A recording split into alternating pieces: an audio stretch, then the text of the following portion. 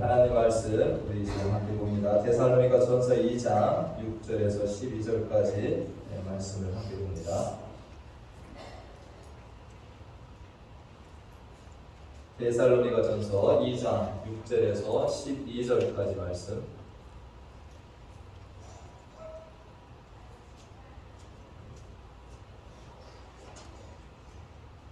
다 찾은 줄 알고 앞에 보시고 함께 말씀을 우리 천천히 읽도록 합니다. 데살로니가전서 2장 6절에서 12절까지 함께 읽습니다.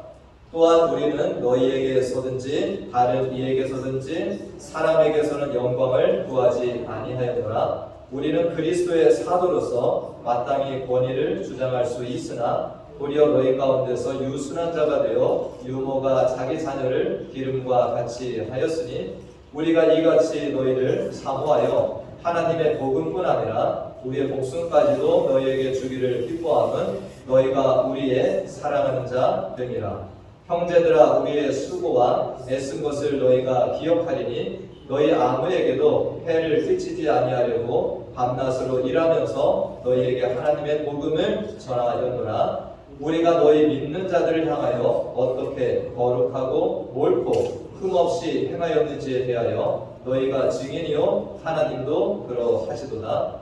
너희도 아는 바와 같이 우리가 너희 각 사람에게 아버지가 자기 자녀에게 하듯 권면하고 위로하고 경계하노니 이는 너희를 부르사 자기 나라와 영광에 이르게 하시는 하나님께 합당히 행하게 하려 함이라.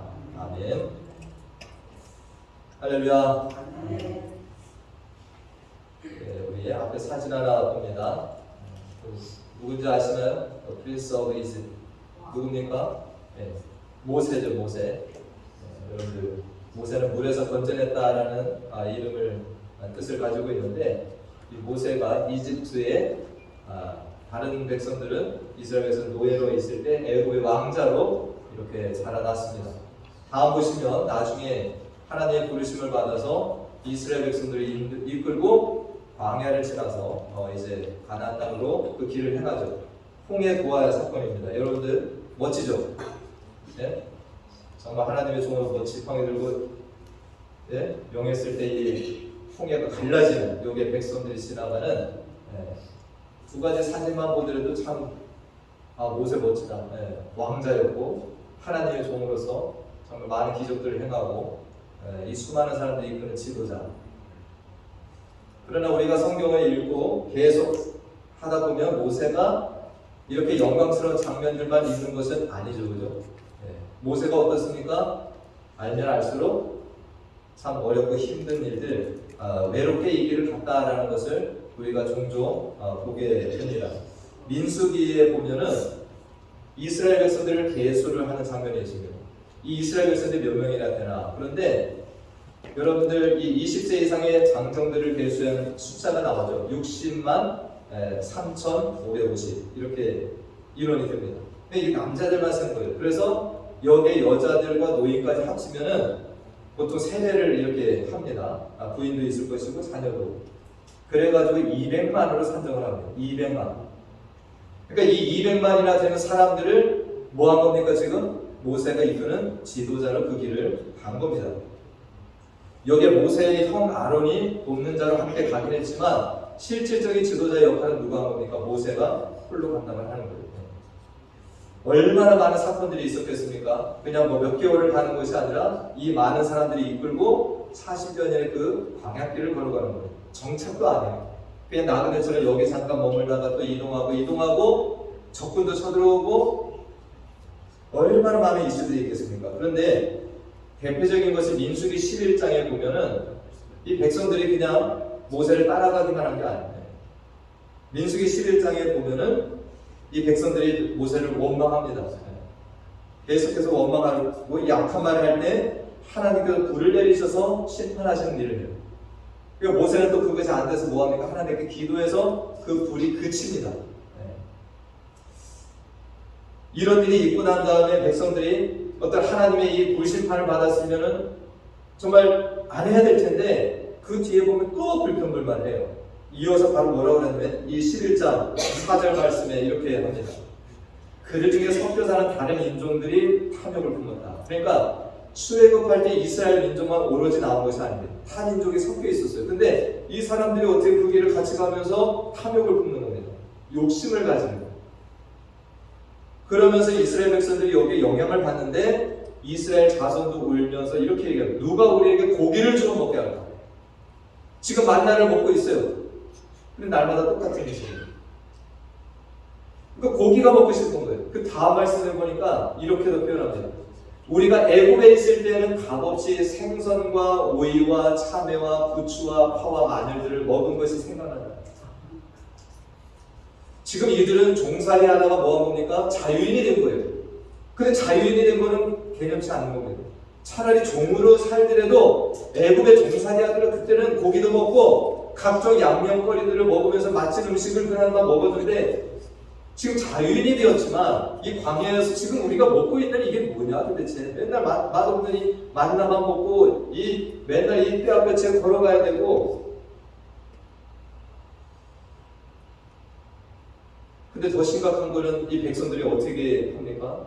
이것으로 끝난 것이 아닙니다. 그 다음 말씀 보니까 백성의 온 종족들이 각기 장막문에서 우는 것을 모세가 들었다.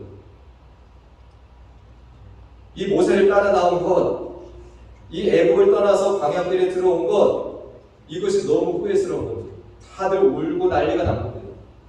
이 장면을 보면 모세의 심정이 어떻겠어요? 모세가 기쁘지 아니했다 저 말씀도 있는데 이 모세도 정말 이게 너무나도 힘들어 하나님을 하소연합니다. 그 다음 말씀에 모세가 여호와께 여짜오되 어찌하여 주께서 종을 괴롭게 하시나이까? 어째 내게 주의 목전에서 은혜를 입게 아니하시고 이 모든 백성을 내게 맡기사 내가 그 짐을 지게 하시나이까? 그 모세가 지금 앞서 우리가 사진 2개를 봤지만 영광스러운 장면은 잠깐이에요. 그러나 대부분은 뭡니까? 지금 엄청난 짐을 지고 지금 가는 것과 마찬가지다라는 것입니다. 그래서 이렇게까지 표현하면 12절에 보니까 12절에 이 모든 백성을 내가 배웠나이까? 내가 이 백성 낳았습니까? 네. 이렇게까지 지금 하나님 앞에 자기의 심정을 토로하는데 그 다음에 13절에 이 모든 백성에게 줄 고기를 내가 어디서 얻으리까? 하나님, 지금 이게 200만도 넘는 사람들 어디서 내가 고기를 갖다 이 사람을 고기 맛을 보게 하고 양념해가지고 맛있는 고기 먹여주겠습니까? 네. 지금 울면서 여기 나를 향하여 울며 이르되 우리에게 고기를 주어 먹게 하라. 그래서 모세가 이 지경까지 갑니다. 다음 말씀에 보니까 책임이 심하에 나온 날에 이 모든 백성은 감당할 수 없다. 자기 직분을 이제는 감당할 수 없다라는 거예요. 그 다음 말씀에 이렇게 합니다. 그렇게 안 하실 텐데 주님 즉시 나를 죽여서 내가 이 고난당함을 보지 않게 하라. 죽여달라는 겁니다. 우리가 이것을 그냥 문자로 이렇게 읽지만 이 말을 표현하는 모세의 지금 심정은 어떤 거예요? 도저히 이제는 피할 곳이 없는 겁니다. 막다른 골목에 이른 거예요. 그래서 하나님 날 이제 이 상태로 그냥 죽여주시고 그냥 이거 딴 사람에게 맡게 되지.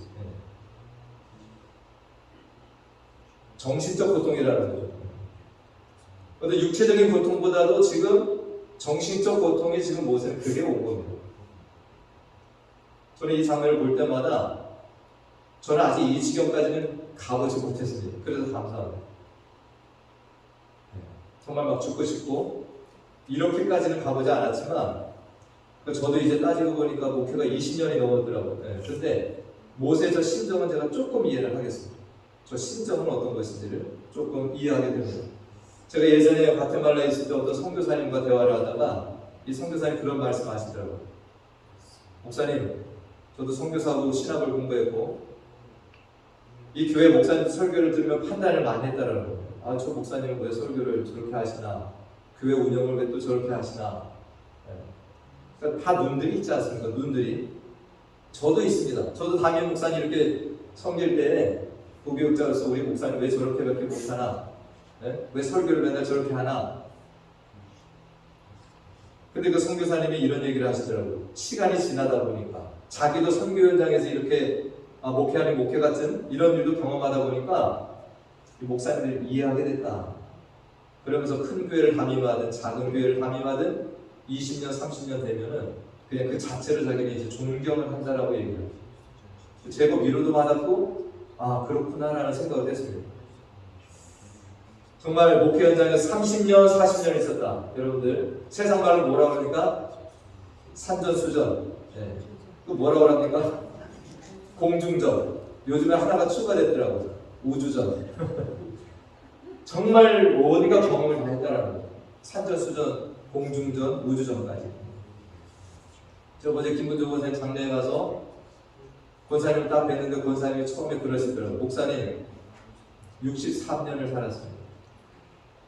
결혼 생활이 63년 되셨더라고요. 제가 가끔 우리 김문조 권사님 만나서 대화를 나눠보다 보면 정말 얼마나 여기 와가지고 그 옛날에 플로리다 땅에 와서 고생을 하신 얘기를 듣다 보면 정말 막 마음이 아파요. 네. 이런 말을 해도 되는지 모르겠지만 아무것도 없었대요. 그래서 꼭 몇 송이 갖다 놓고 저희 이웃집에 말똥 그거 막 소를 긁어다가 그거 갖다가 이렇게 심어가지고 늘리고 해서 지금의 이 모습이라고. 제가 깜짝 놀랐어요. 그 손이 정말 여러분들 만져보셨나요? 손이 그냥 이게 제가 권사님 책 한 번 쓰세요. 그 정도로 제가 얘기하면 우리 여러분들도 마찬가지잖아요. 다 스토리가 있잖아요. 내가 어떻게 살아왔는지 63년을 그렇게 살아오면서 얼마나 많은 일들이 있으셨겠어요. 그러나 참고 또 참고 그렇게 이제까지 살아오신 그 모습이 있습니다. 우리가 다시 민수기 11장으로 가면 모세가 하나님 앞에 이런 토로를 합니다. 나 너무 힘들어요. 목사님 이제 이거 못 하겠습니까? 하나님 나 죽여주십시오라고 할 때 하나님이 뭐 어떤 위로를 주셨냐면 내가 70명의 장로에게 하나님의 영을 임하게 하겠다라는 거예요. 그래서 백성의 지도자들과 장로들 중에서 70명을 선발해서 모아놔라 이렇게 얘기를 하죠. 그래서 모세가 이것을 수행을 합니다. 해방문의 이 장로들이 뭐예요? 그래서 하나님의 영이 임해가지고 이들이 하나님의 말씀을 막 예언을 하는 겁니다. 근데 여기에 2명이 안 나왔어요. 근데 그 2명이 자기의 회막에서 자기 집에서 예언을 하는 겁니다. 그러니까 어떤 소년이 그걸 보면서 깜짝 놀란 거예요. 아니 모세가 하나님 말씀을 전했는데 왜 이 사람이 지금 여기에서 마크가 하나님 말씀을 하나. 그래서 쫓아가서 여호수아에게 얘기를 합니다. 그러니까 여호수아가 빨리 말리라고 모세한테 얘기를 해요. 여러분 이때 유명한 말씀이었습니다. 모세가 한 말이에요. 그것이 민수기 11장 29절입니다. 모세가 이렇게 얘기를 해요. 29절. 네, 다 같이 한번 읽어보겠습니다. 시작. 모세가 그에게 이르되 네가 나를 두고 시기하느냐? 여호와께서 그의 영을 그의 모든 백성에게 주사 다 선지자가 되게 하시기를 원하노라. 아멘. 모세가 정말 70명의 하나님의 영이 임해서 그렇게 가는 것이 아니라 모세의 마음속에 뭐가 있는 겁니까? 모든 백성이 다 하나님의 영이 임해서 다 선지자가 되기를 원한다는 거예요. 할렐루야.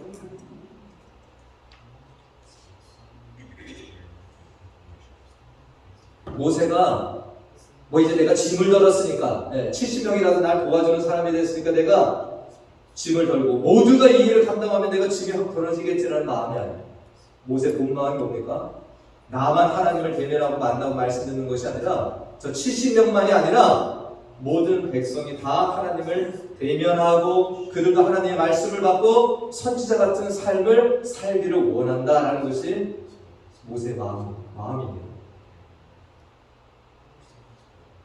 저도 그 마음이에요. 저도 우리 모두가 정말 하나님의 말씀을 우리가 읽고 기도하면서 정말 하나님의 뜻을 같이 수행하는 이 교회가 되기를 저도 희망합니다. 제가 과테말라에 가서 처음 사역한 교회가 사랑의 교회, 우리 성도님들이 거기 와서 선교를 하셨다고 그러더라고요. 그때 제가 왜 못 뵀는지 모르겠어요. 네. 근데 여기 사진 보시면 또 사랑의 교회 제가 처음 이렇게 갔는데 정말 이 교회가 말 그대로 사랑이 많은 교회였습니다. 성도님들이 참 인자하고 제가 여기에서 잊을 수 없는 두 분의 장로님이 있었습니다. 두 장로님이 이 과테말라에 공세가 엄청 많거든요. 네, 그래서 한국의 세아상역이라고 하는 큰 무역회사고 옷을 만드는 회사인데 이 세아상역의 지사장으로 오신 장로님이 한 분 계셨고요. 또 봉제 공장을 자기가 세운 장로님이 한 분 계셨습니다. 근데 지사장으로 오신 장로님이 연세도 높은데 늦게 장로가 되셨어요. 네, 그리고 이 자기 공장을 가지고 계신 장로님이 선임 장로였습니다. 연세는 낮아요. 이 네 분의 장로님이 계셨는데 이 후임 장로님이 나이는 많아도 항상 그 선임 장로님을 우대하고 항상 그분을 밀어주고 지지하고 그 당회가 정말로 평안하게 가도록 힘쓰시는 장로님 모습을 봤습니다. 이 선임 장로님은 나이가 좀 그분보다 어리지만 항상 정말 교회를 돌아보고 교회도 마찬가지입니다. 장로님들은 목사하고 만나서 이렇게 이야기를 많이 하지만 성도들은 그럴 기회가 없잖아요. 그걸 장로님은 당연히 아니어서 알기 때문에 목사님의 의도가 뭔지. 그러니까 안수 집사님 젊은 분들이 막 교회 불평불만하고 하면 이 장로님이 그들 만나가지고 다 설명해 주는 겁니다. 그리고 그 의견을 들어가지고 목사님께도 전달도 하고 이 장로님이 그 역할을 참 잘하셨어요. 그래서 그 목사님이 30여 년의 목회를 잘 감당하셨습니다. 그 목사님 혼자서 이 교회를 목회하는 건가요? 그 장로님들이 같은 마음을 품고 뭐한 겁니까? 이 목사님을 돕는 거예요. 이 목사님 혼자서 어떻게 이 모든 걸 다 감당합니까?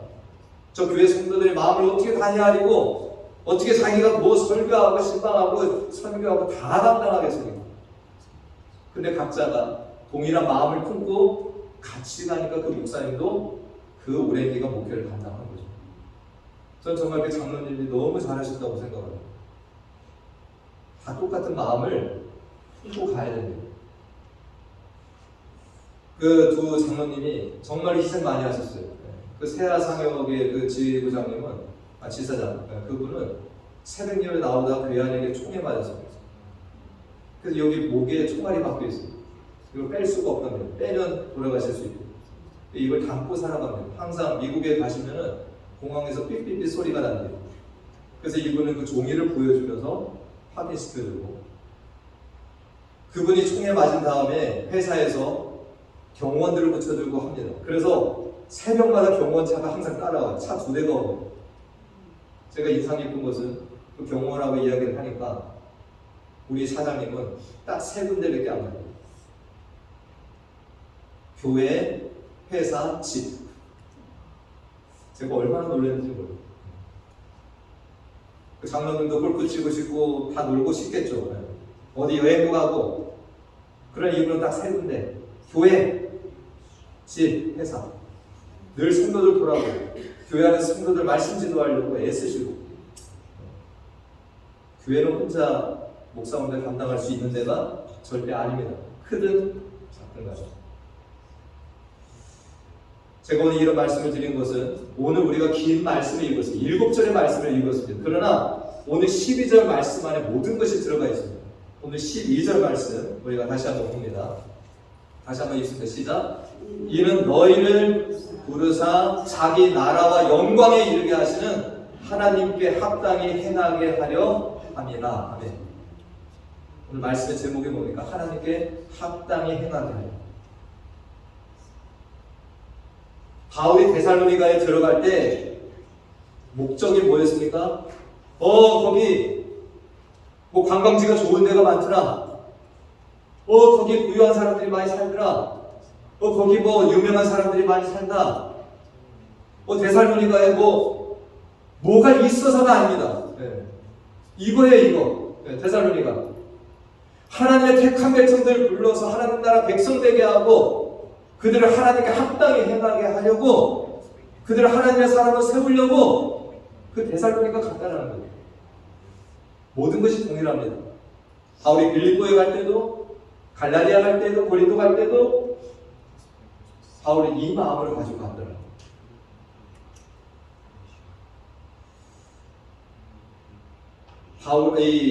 바울도 그런 마음인데 모세는 어떤 마음이겠습니까? 모세가 하나님 부르면 안 가려고 그랬잖아요. 그러나 그가 간 것이 영광 얻으려고 간 게 아니라 아까 그 말씀이었어요. 민수기 11장 29절. 하나님의 영이 모두에게 임하기를 바라는 거예요. 모두가 하나님의 백성으로 살아가도록 자기가 쓰임받으려고 그 자리에 간다라고 저는 생각을 합니다. 오늘 저와 우리 모두가 이 말씀을 우리의 신앙 동기를 한번 다시 돌아보면 좋겠어요. 우리가 처음에는 예수님 모르고 믿을 수도 있습니다.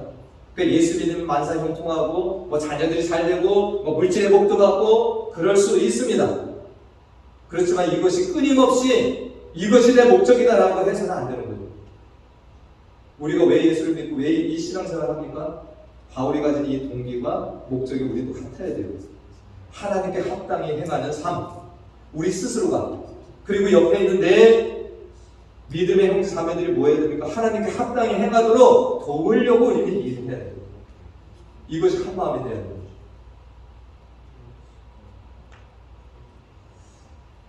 우리를 왜 미국까지 보내셨습니까? 여러분 미국에 올 줄 아셨어요? 전 미국 생각도 안 했습니다. 과테말라도 제가 생각도 안 한 나라가 아니에요. 근데 하나님이 저를 과테말라로 가게 하시더니 미국까지 오게 하신 거예요. 전 여기 온 이유를 뭐 나중에는 알게 되겠지만, 여러분들도 이 땅에 온 것은 하나님의 분명한 뜻이 계셔서 오게 하신 겁니다.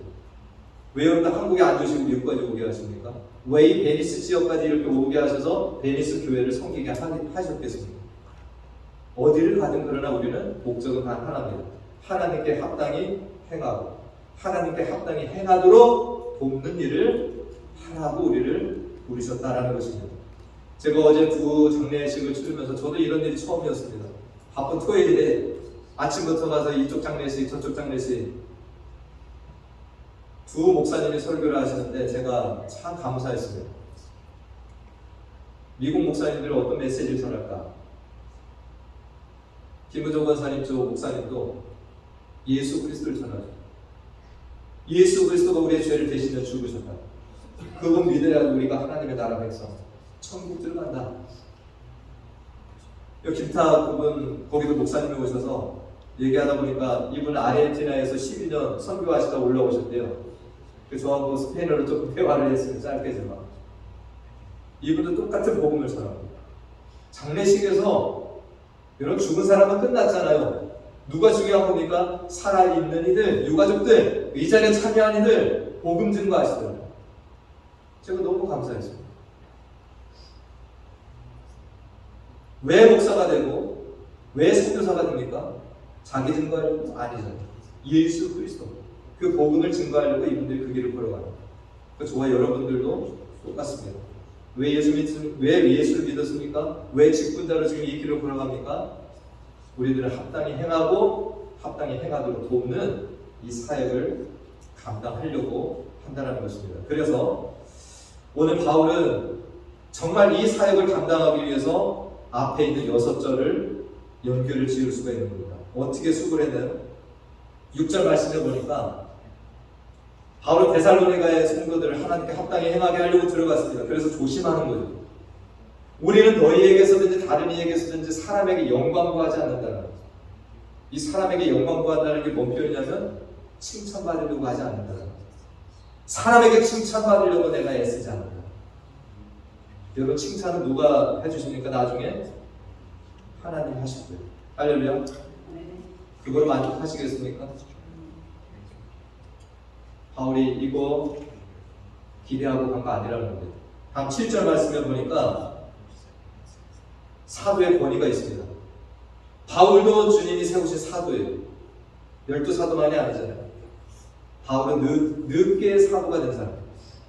근데 자기가 사도로서 권위가 있습니다.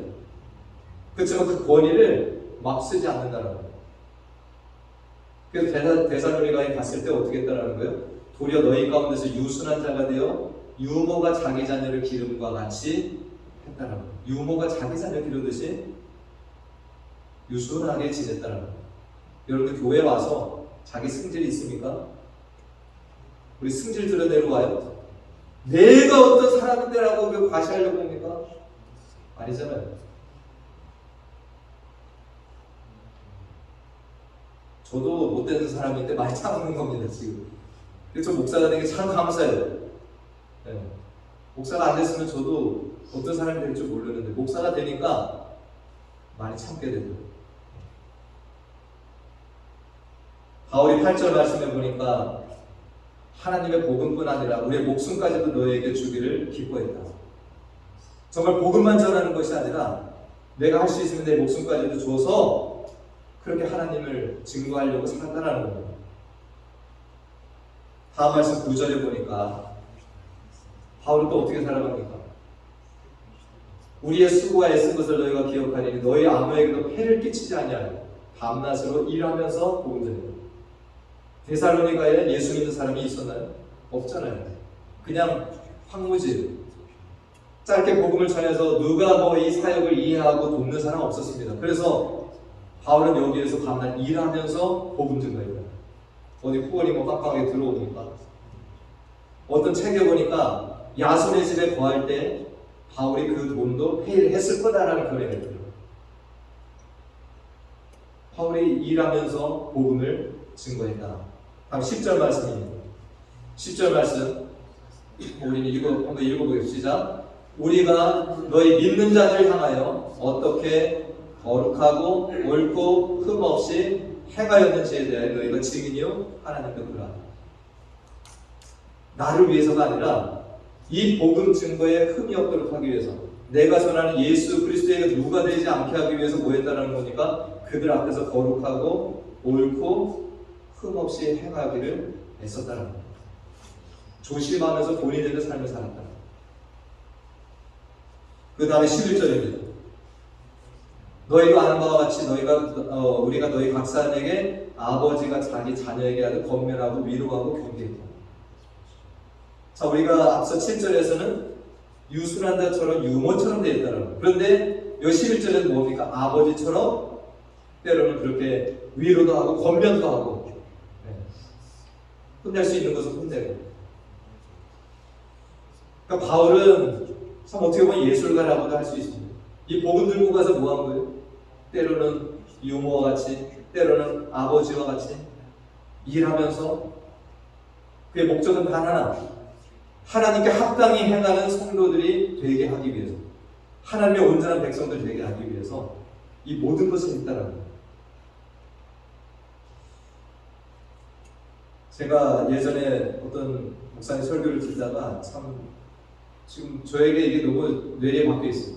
여러분들 존 메가드라는 목사님 미국에 계신데 여기 보면 사진에 보시면 존 메가드라는 목사님이 약간 보수 성향의 목사님이십니다. 그런데 이분이 처음에 목회를 하면서 성도들을 얼마나 말씀 훈련 이렇게 시키고 했는지 이 성도들이 말씀에도 다 능통하고 또 교리에도 똑같이 목사님하고 한 목소리를 내고 그래서 이 성도들이 나가서 그렇게 사니까 이 교회 별명이 뭐였냐면 900명의 목사가 있는 교회라는 별명이거든요.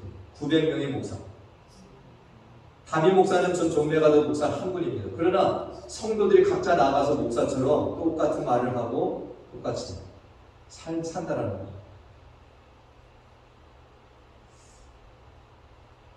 우리 교회도 이런 교회가 좀 뭐 지금도 그렇지만 더 되면 좋겠습니다. 하려면 우리가 성경을 같은 눈으로 봐야 돼요.